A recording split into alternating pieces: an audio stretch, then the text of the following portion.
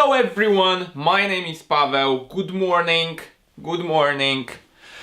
In today's video I'll tell you the story, my story about pain, about parting, about my surgery. The surgery which led to the situation where I were disabled actually for a month because I couldn't leave bed for a month and I had to have a surgery. Quite bad surgery. So if you want to hear the story why you shouldn't be aggressive, you shouldn't drink too much, and why sometimes it's better to shut your mouth up, be quiet and do not fight, then stay with me for the next 10 or 15 minutes. It's a long story. Let's go! Oh my god, it was like a couple of years ago already. Like every good story, everything starts from invitation for the party. Me and my very good friend, we got invitation from my another friend who I met on the university to her house, like 50-60 kilometers away from my hometown for the house party. And we did it, we went there of course. It was the period of time when I was partying a lot. I just broke up with my ex-girlfriend.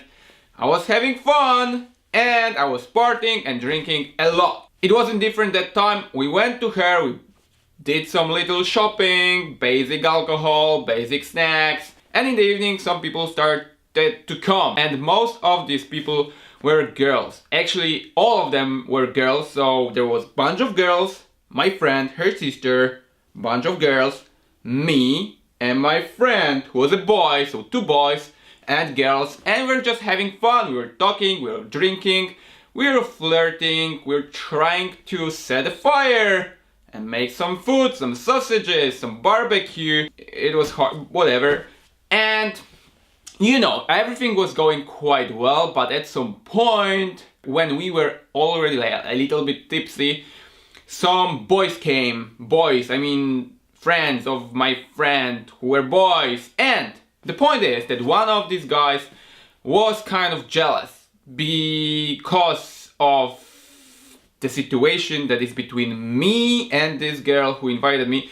I don't know why he was jealous actually, because there was nothing going on between us, but we're just good friends, we were talking a lot, we were just having fun together, and like he just thought that there is something going on between me and her, and you could see it, you could easily see his attitude of this evening, his behavior, his way of speaking, that he had some kind of problem. And maybe he wasn't like very pushy and very aggressive, but you could see that there is something going on in his brain. Nothing could happen. Basically nothing could happen if I didn't drink too much, because at some point I just lost my mind. I had a blackout, so I don't remember anything what is happening for the next 30 minutes. The only thing that is coming to my mind at some point, I'm getting back my awareness and someone is shouting from somewhere that this guy lost his phone. This guy who was jealous lost his phone. And what I feel in my pockets, one of my pockets, I have a phone that I shouldn't have had at this point, because it was his phone actually. And the first thing of course what I did was like, hey, come on, like I have your phone, the phone is here. I was somewhere in the garden. I'm saying, hey, I have the phone, but he was pissed as fuck. He didn't do anything at this point, but you know how it looks, like I actually stolen something that I didn't supposed to. And what we are doing right now, like the party for me was like kind of over, because everyone was a bit, you know, the situation, the tension, there was something going on in the air. So I was just walking here, walking there, and at some point I decided just to take a walk. I don't know how, but like I'm on the street, and at some point three of us, my friend who invited me, this jealous guy, and me, we are together on the street, and there is something going on, and he's pissed, and we are just kind of arguing, and he's kicking me. He's kicking me in my leg, like here. So he kicked me in my leg. I felt super bad. There was one girl who was a doctor, so she took me to the bathroom and she took care of it. So she took a bandage. She took care of me, she gave me this bandage, gave me some ice. It was very late anyway, it was like middle of the night. almost morning, everyone was tired, the party was almost over, you know, it was just going bad. And we went to sleep. In the morning I'm getting up and I feel such a big pain in my leg. I literally couldn't stand it. During the night it wasn't a big deal because I was drunk, so alcohol made it simple. Poking my friend and I'm saying, hey bro, I have quite a huge problem because I feel pain for the last 10 minutes and it's super huge. I guess I need to go to the hospital because there is something going wrong and my leg is huge, look at this. At this point he was like, hey bro, you're joking, so don't give a shit, I'm going back to sleep. After like 5 minutes he got serious about it. He went downstairs, he took guys and we talked to girls and was like, hey girls, like we need to go to the hospital. I need to go to the hospital because it looks super bad. In the hospital the doctor said that basically it's quite bad. I should stay in a hospital for the observation for the next 2-3 days because it can be dangerous for me and for my life because I can have internal bleeding.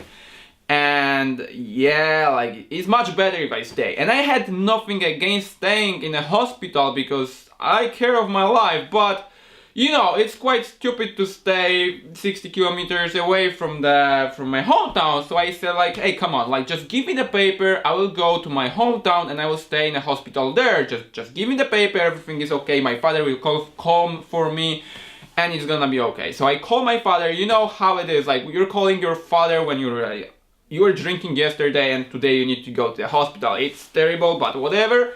So my father is coming for me, we're going to the hospital, and in the hospital the other doctor is saying, hey bro, like I had the same thing on my arm and it was okay, you shouldn't have anything bad. Of course, he checked it somehow, but he was like, there is no worries, you can go back home, you don't need to stay here, you'll just come back tomorrow and in 2 days to check how it goes and everything will be okay. So of course I believed him, like how couldn't I? I went back home. My leg was super huge, it was twice bigger than usual. I couldn't take my pants, my shorts, because it was too big. And I had to cut them to take them off.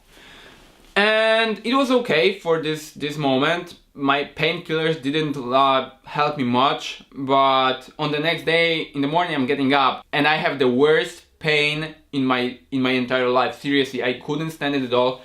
And I called my parents again and said I have a problem because it's happening again, and my parents just called for the ambulance and I went with the ambulance to the hospital again. Well, in the hospital they checked it, they gave me a little bit of painkillers that didn't work for me at all. I had just a huge leg, so what happened inside my leg, I had a lot of blood which was getting a little bit jelly, and you know how it works. So what they did, they just first they just made a hole in my leg. They squeezed all this blood. You can see the pictures. They squeezed all this blood. It was pain as fuck, believe me. And they put the pipe there just to have the kind of that drainage, so the blood can go out itself from there. They said like, you can go back home and come back tomorrow again. I was like, what the fuck? Or what could I do? I just said, okay, so if the doctors say that everything is okay, that probably it's okay. I went back home. Another morning, the same fucking huge pain. Like this pain is just, I couldn't leave, I couldn't walk, I couldn't stand on this leg. It was terrible. So I went to another doctor, and this doctor was kind of the douche because he was like checking what's going on in my leg and was like trying to describe what happened, how it feels, where I feel pain and so on. I was like, oh, I'm checking, I can see what happened, like why you didn't stay in this place, in this first hospital, like I know doctors there, you should had stay there, and right now you're coming to me. I was like, yes, I'm coming to you because I have the fucking problem with my leg, but if you don't want to help me and you're that rude, I can just go out right now. So I stood up, barely, I barely could stand, and I was like, okay, so fuck you, I'm going out. My parents were with me and they kind of stopped me. They also saw that this guy is a douchebag, and he said like, okay, you're staying here, you need to have a surgery very soon. I was like, what? So I got my little clothes, and in 45-60 minutes I was lying in a surgery room having a surgery on my leg. So what happened? eventually I had a internal bleeding because there was some broken veins inside, and what's more, my muscle was broken. Basically was broken, so they had to stitch it or something. And the next week I spent in a hospital, lying on a bed, trying to eat and walk. Basically I couldn't walk. I couldn't walk for this week. I was trying a bit from time to time to go to the toilet, but for first couple of days I had this thing that you put into your penis so you can just pee on its own, on your own, like without going anywhere, whatever. And after the week they let me go back home. I lost quite a lot of blood, seriously, because my level of some blood cells were quite low. So they told me you need to eat a lot of beetroots and blah blah blah. I went back home and I had to lie in bed for the next 30 days because I couldn't walk. I just couldn't walk. I was feeling like a disabled person. I couldn't stand up because my you know, normal you can bend leg like this, and I could bend leg more or less like this. Like this. Really.